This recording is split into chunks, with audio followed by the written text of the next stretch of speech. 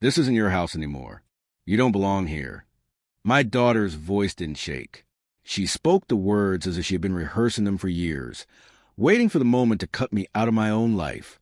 I didn't argue. I didn't shout. I only stood there, holding the folder she had never seen. The folder I had hidden away for decades.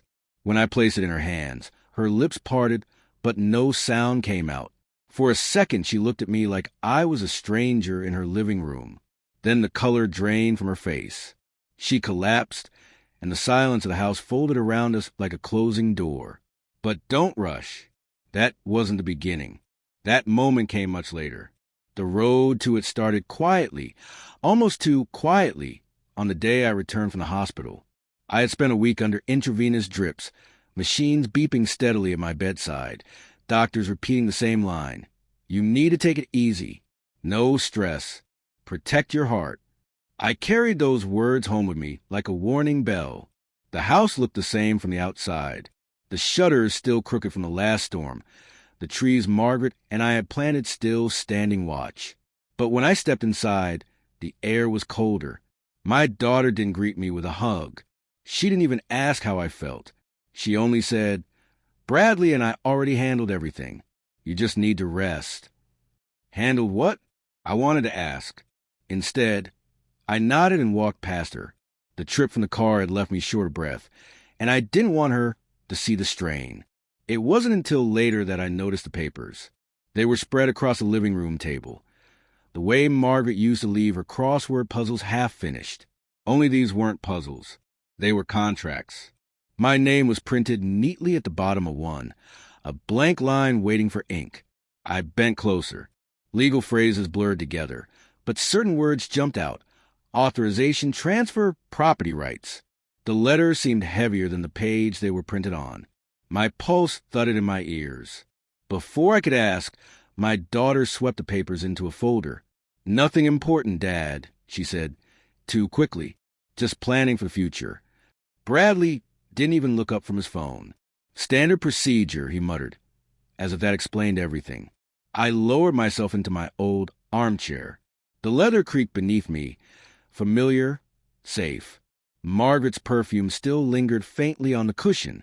I stared at my daughter, but said nothing. It wasn't proof. Not yet. Just a feeling, a wrongness in the air, a sharp edge beneath the surface of her words. That night, I lay awake, listening to the house shift and groan. The same creaks I had heard for decades suddenly felt different, like warnings I had never noticed before. My daughter's voice replayed in my head. We already handled everything. I told myself I was imagining it, that I was tired, that she meant well. But deep down, I knew better. It wasn't just carelessness. It was something else. A calculation. I turned toward the dresser, where a drawer stuck slightly at the corner. Inside lay an old folder, yellow with age, filled with deeds, receipts, and photographs. The true history of this house. My house. I didn't take it out. Not yet. But I felt calmer knowing it was there, waiting. It was only the beginning. The first thread of suspicion, tugging at the fabric of my life. I didn't know then how far it would unravel. But I knew one thing with certainty. They were hiding something from me. And I was going to find out what it was. The days after I came home blurred together, but not in the way recovery should. I expected quiet mornings, tea on the porch, maybe a short walk to the yard. Instead, I woke each day to whispers behind doors, to the sense that the house itself was shifting out from under me. My daughter moved through the rooms with a new kind of authority, like she was the one who had built these walls. Not me. Bradley trailed behind her, phone always in his hand, smiling too much, saying too little. He carried a black folder everywhere, tucking it under his arm, even to the kitchen table. At first, I told myself I was imagining things. But it's the small details that give people away. Once, while I pretended to nap in the armchair, I heard my name. Bradley's voice was low. We should push this through before he changes his mind. My daughter shushed him, but the damage was done. That night, I pulled out my old folder. The yellow deed, the contract Margaret and I had signed decades ago, the photographs of us standing in front of the house on the day it became ours. proof that the ground beneath me still belonged to me. I laid them out on the bed, touched each page like it might steady my heartbeat. I decided then to make copies. My hands shook as I fed each page into the printer, one by one. The machines hummed loud in the quiet house. I slipped the originals into a plastic sleeve, sealed it, and pried up the loose floorboard in my closet. The hiding place had held other secrets over the years. Savings, letters, little things I didn't want found. Now it held everything that mattered. The copies I left in the dresser, plain and obvious, a decoy just in case. The next morning at breakfast, Bradley carried his black folder again. He set it down on the table, fingers tapping the cover. Friday, he said. The lawyer's coming Friday. Best to get everything in order then. My daughter nodded, pouring coffee like she was already hostess of a different life. Dad, it's nothing to worry about. Just a few signatures, some formalities. I stirred my tea slowly, not looking up. Formalities, I repeated, like I agreed, but inside, every word carved itself into me. Friday, lawyer, signatures. They thought I wasn't listening. They thought my silence was weakness. But I heard everything. That evening, when they left for groceries, I walked the hall, checking every door, every lock. The house was mine, but it felt occupied by strangers. I stood at the window, watching the light fade, my reflection staring back at me. And then I noticed something. On the corner of the table, left behind by mistake, was a single page from Bradley's folder. The words were small, typed in neat rows, but one phrase stood out like a knife. Transfer of ownership. I slipped the paper back before they returned. My heart was racing, not from fear, but from clarity. Friday wasn't going to be just a meeting. It was going to be a turning point. Friday came too quickly. I sat in my armchair, pretending to read, when I heard the crunch of tires on the driveway. Bradley straightened his tie like a schoolboy trying to impress a teacher. My daughter hurried to the mirror in the hall, fixing her hair. The man who stepped inside wore a dark suit and carried a leather briefcase. His shoes left wet marks on the entryway rug, but no one dared tell him to wipe them. He shook Bradley's hand first, then my daughter's, before glancing at me as if I were furniture. Mr. Allen, Bradley said with too much enthusiasm. Glad you could make it. I lowered my eyes, feigning disinterest. Teachers learn the power of silence. People forget you're listening when you look half asleep. They gathered at the dining table. Papers spread like cards in a rig game. My name lay across them in black ink, waiting. Bradley leaned closer to the lawyer. We want this finalized before the month ends. Mr. Allen nodded, flipping pages with practiced efficiency. Given his condition, there shouldn't be any obstacles. You'll just need his consent on the transfer. His condition. They spoke as if I weren't 10 feet away, as if I had already vanished. My daughter's voice was soft but firm. It's for the best. He won't fight us. My chest tightened, but I didn't move. I kept my eyes half closed, listening. The lawyer lowered his voice, but I still caught the words. Once signed, he'll have no authority over property. Ownership transfers immediately. Bradley exhaled like a man relieved of a burden. Perfect. I gripped the arm of my chair until my knuckles went white. I had suspected. Now I knew. When the lawyer left, they didn't even look at me. They were too busy celebrating quietly in the kitchen, their voices a blend of triumph and greed. That night, the house was too still. I sat in my room, staring at the ceiling, replaying every word. They had drawn the map. They thought I was too weak to follow it. My phone buzzed on the nightstand. A message from an unknown number. Don't trust them. They're not alone. I froze, the glow of the screen painting the walls in pale blue. My first thought was that Bradley had slipped or that my daughter had grown careless. But this was someone else. Someone watching from the shadows. I typed back with trembling fingers. Who are you? The screen stayed silent. No reply. Only those words burned into me like a warning bell. Don't trust them. They're not alone. I didn't sleep after that message. The words glowed in my mind long after the phone screen went dark. Don't trust them. They're not alone. Who else could be involved? I thought of the lawyer's sharp eyes, the way he never once spoke to me directly. I thought of Bradley's folder, always clutched to his chest like a prize. And I thought of my daughter's voice, steady and confident, as if she had rehearsed my disappearance. At dawn, I walked the hallway quietly, careful not to wake them. The house smelled faintly of coffee grounds and dust. For years, those smells had meant comfort. Now they carried something bitter. In my room, something was wrong. The dresser drawer where I had hidden the decoy copy was open just a fraction. Too neat to be an accident. Too careless to be mine. I bent down and ran my hand along the wood. The lock had been shifted. Not broken, but tested. Someone had been in here. I pressed my palm against the floorboard where the real folder lay hidden. Still solid. Still untouched. For now, when I sat at the edge of the bed, I realized how loud my breathing sounded in the quiet. The kind of silence that feels intentional, like walls listening. I whispered Margaret's name under my breath, almost without meaning to. She would have known what to do. She had always seen through people. She would have warned me about trusting too easily. By mid-morning, Bradley knocked lightly on my door, too polite, too forced. "You up, Pops? We're heading out later. Groceries. Groceries. Always errands. Always reasons to leave me alone in the house." I answered with a simple, yes. Nothing more.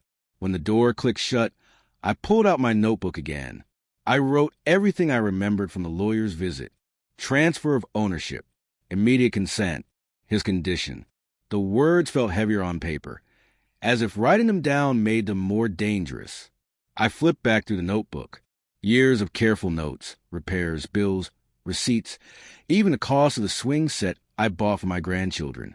Every page proved my life had built this place, brick by brick. Not theirs. Mine. Later, I drifted toward the kitchen. My daughter was on the phone, her voice hushed. "Yes, Friday went well. He'll sign, don't worry. He doesn't even understand what's happening." She paused, listening.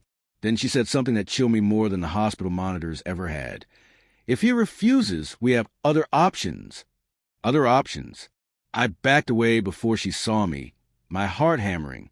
I returned to my room and sat in the dark, the notebook on my lap, the phone in my hand. I stared at the last message again. As if on cue, the screen lit up.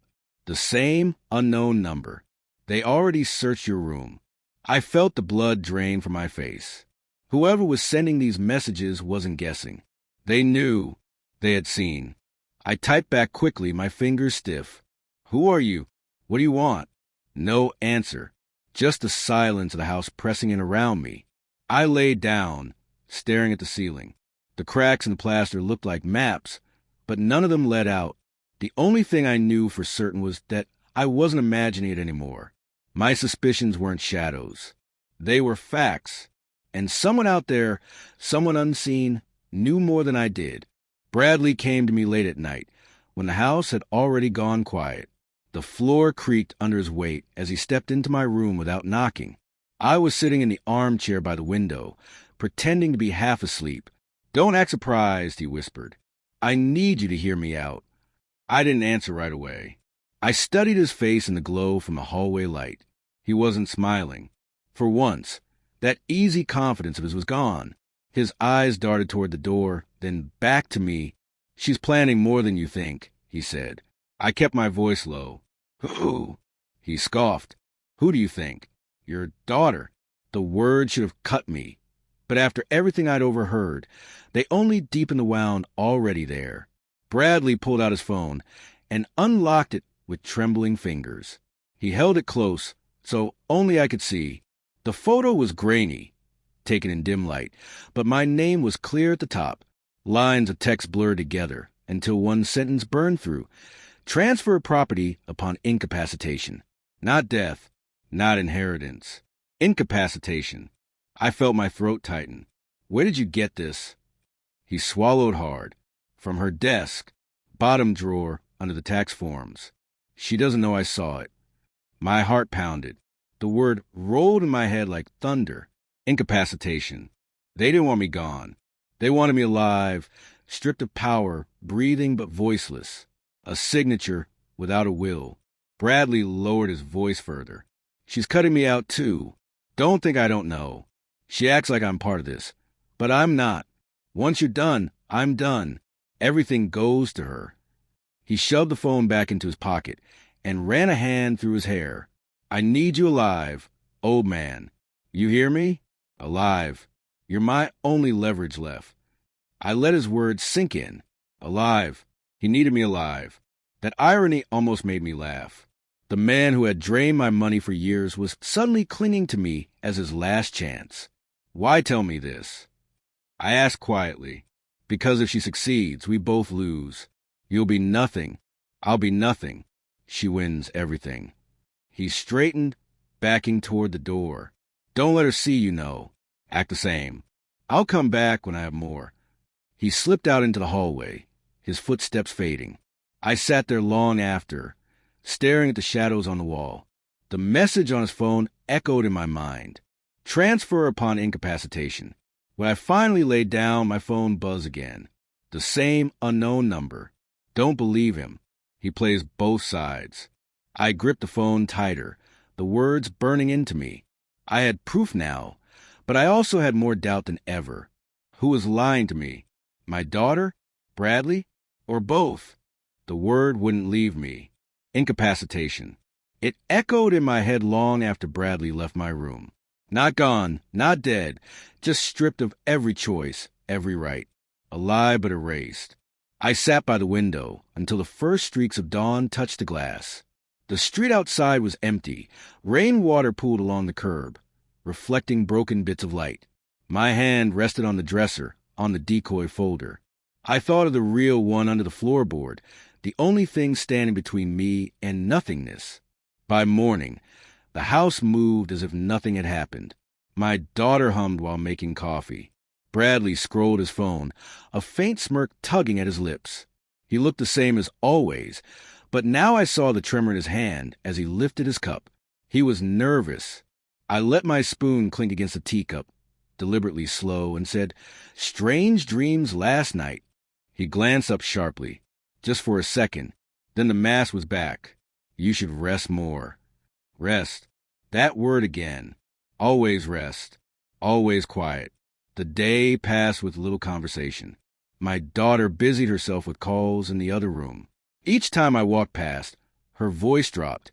No, he hasn't signed yet. Yes, the lawyer said Friday. Fragments, never the whole. She carried the black folder everywhere, the same way Bradley did. Late afternoon, Bradley lingered near me while my daughter stepped outside to answer another call. He leaned against the wall, lowering his voice. You believe me, right? About what I showed you. I studied him, measuring the man I'd once thought of as lazy but harmless. You're saying she's cutting you out, that she wants everything for herself. He nodded quickly. I'm not lying. You think I'd risk showing you that document if I was. His words sounded desperate, but desperation doesn't equal honesty. I didn't answer. Silence makes people talk more than questions ever do. Sure enough, he went on. She's meeting with people, making deals. I overheard a call. If she pulls this off, we're both finished. He wanted me to see him as a partner. But the anonymous message lingered in my mind. Don't believe him. He plays both sides. That night, I sat in my room again, the lamp dim, the house unusually still. I opened my notebook and wrote one line. Bradley needs me alive. But why now? I stared at the words until they blurred. Then I flipped the page and wrote another. Trust no one. As if answering me, the phone buzzed. Same unknown number. She's not the only one in on this. Watch the lawyer. I stared at the message, my breath catching. The lawyer. Of course. The way he had ignored me. The way he spoke as if my consent was already granted. He wasn't just a witness. He was part of it. My hand trembled as I set the phone down. The walls around me felt closer than ever. This house had been my fortress for decades, and now it was a cage.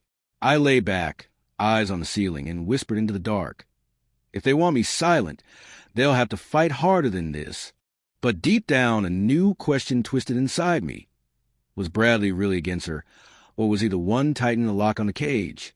Bradley came to me 2 nights later, quieter this time, almost cautious.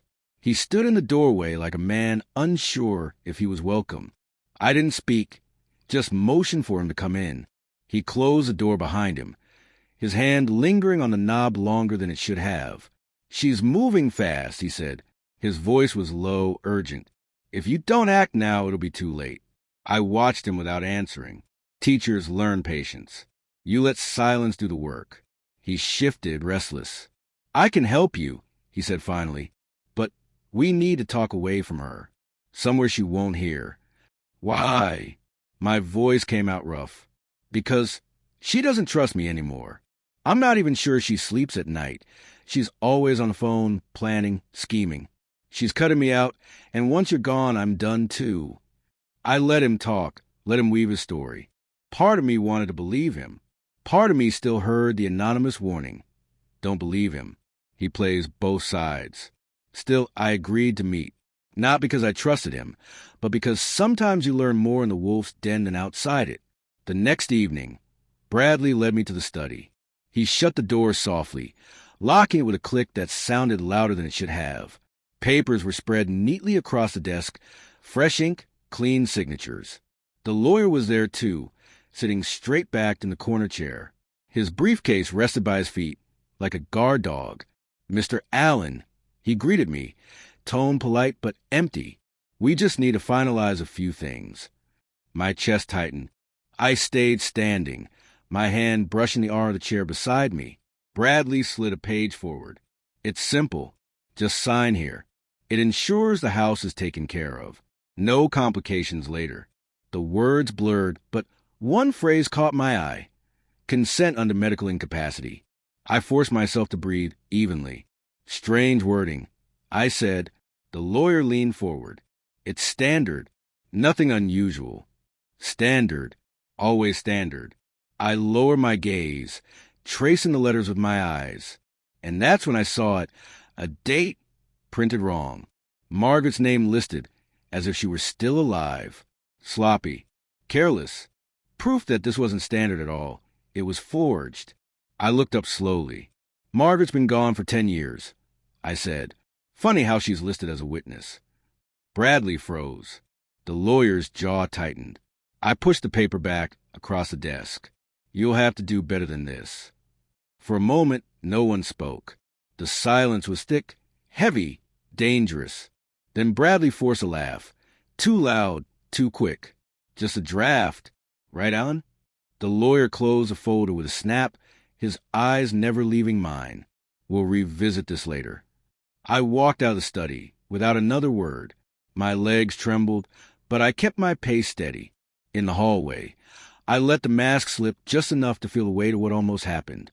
One wrong move, one shaky pen stroke, and I would have signed myself into silence.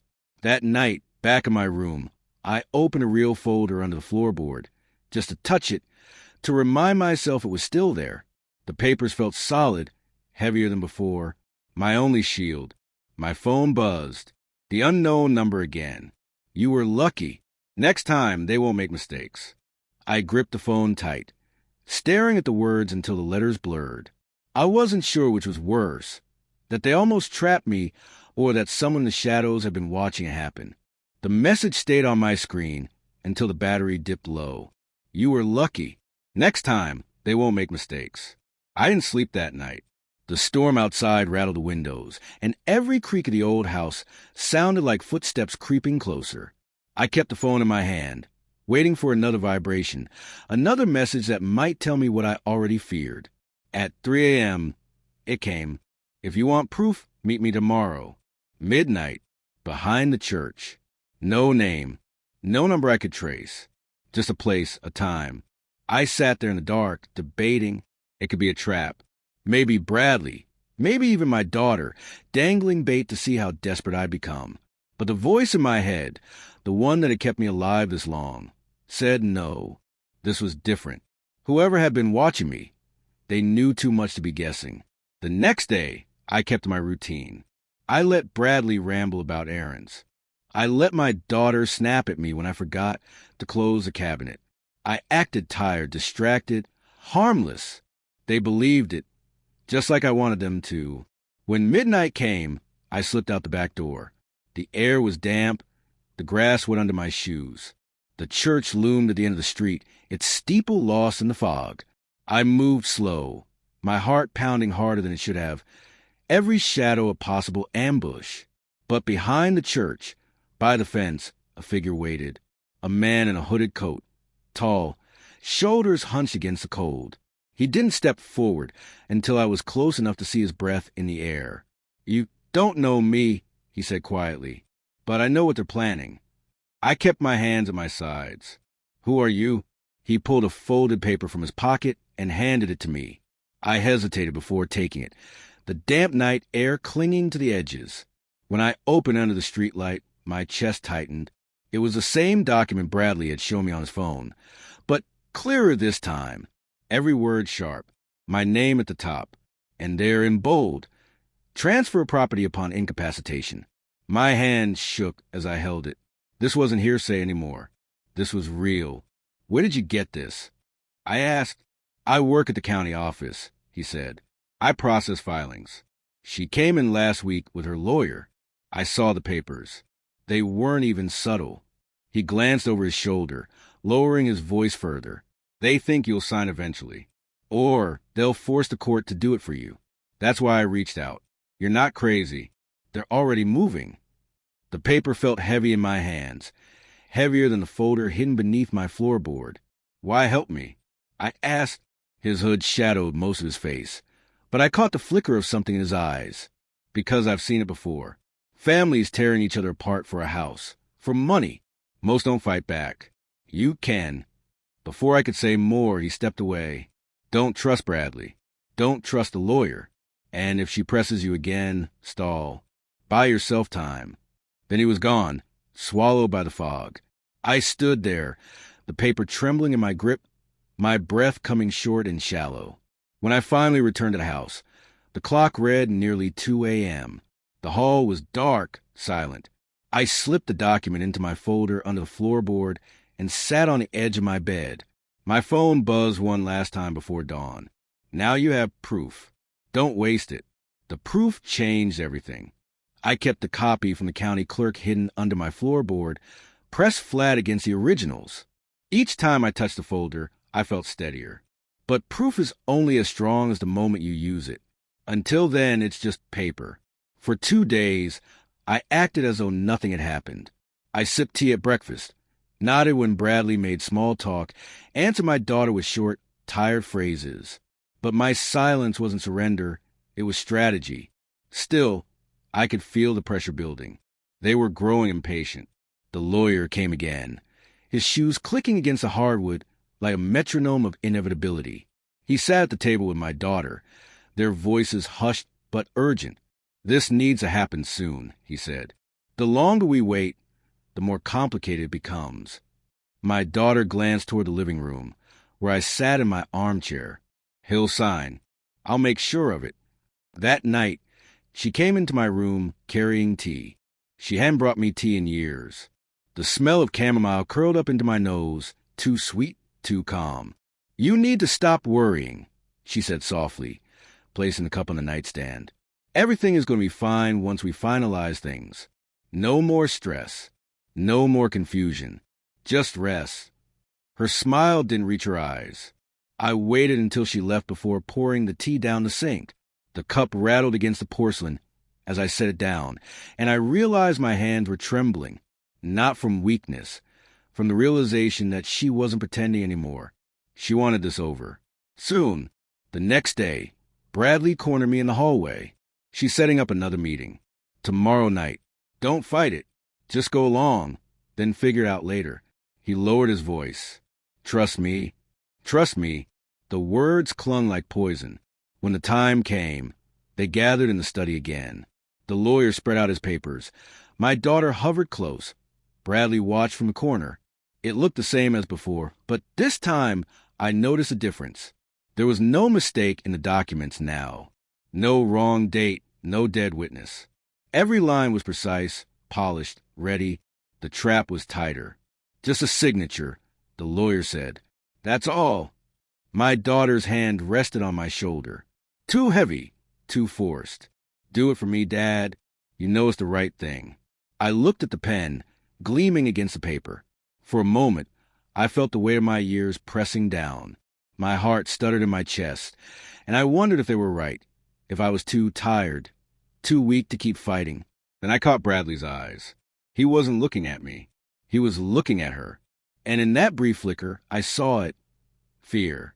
Something in their alliance was breaking. He wasn't as secure as he pretended.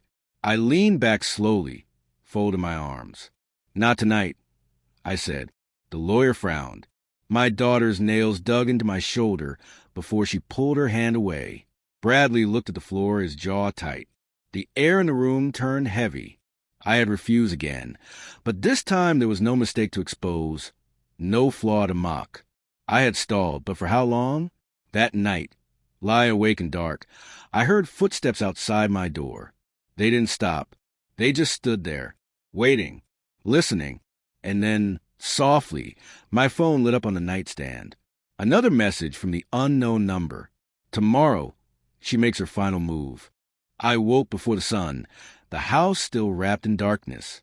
For a moment, I just lay there, listening to the silence, steadying my breath. The words from the night before replayed in my head. Tomorrow, she makes her final move. And now tomorrow had come. I knew at the moment I opened my eyes. The air felt heavier, as if the walls themselves were waiting. My body was weak, but inside me there was no fear, only calm. I had lived in this house for decades. I had built it, piece by piece. If this was the day she meant to erase me, then it was also the day I would show her she had failed. I rose slowly, dressed, and slid the folder under my arm. The weight of it grounded me. Proof, memory, history, all pressed into paper. My shield. The floorboards creaked under my steps as I walked into the hallway. The faint light of morning pushed against the windows, shadows stretching long across the walls. And then I heard her voice. This isn't your house anymore. You don't belong here. She was standing at the far end of the corridor, her eyes sharp, her posture unshaken. Bradley hovered behind her, his face pale, his hands restless. On the table beside them lay the lawyer's briefcase, open, waiting. I didn't argue. I didn't raise my voice. I only stood there, the folder still under my arm. You think it's yours, she went on, her tone steady, cruel. But it's not. Not anymore. It's mine. The calm inside me didn't break. Instead, I stepped closer. Is that what you believe? Her lips curled into a smile, the kind that had no warmth in it. It's already done. I placed the folder on the table, sliding it forward so the old papers pushed aside the lawyer's polished forgeries. Yellowed deeds, original contracts, Margaret's signature, mine beside it. The real truth. Her eyes locked on the pages. I saw the exact second she recognized them. The confidence drained from her face, replaced by something I hadn't seen in years, fear. Her knees buckled. She staggered back, her hand catching the edge of the chair. Then she collapsed, the sound of which scraping against the floor, breaking the silence. Bradley froze. The lawyer snapped his briefcase shut, his gaze avoiding mine. They had been so sure, so certain. But the truth sat in front of them now, undeniable. I looked down at my daughter, her body trembling, her voice gone. She thought she erased me.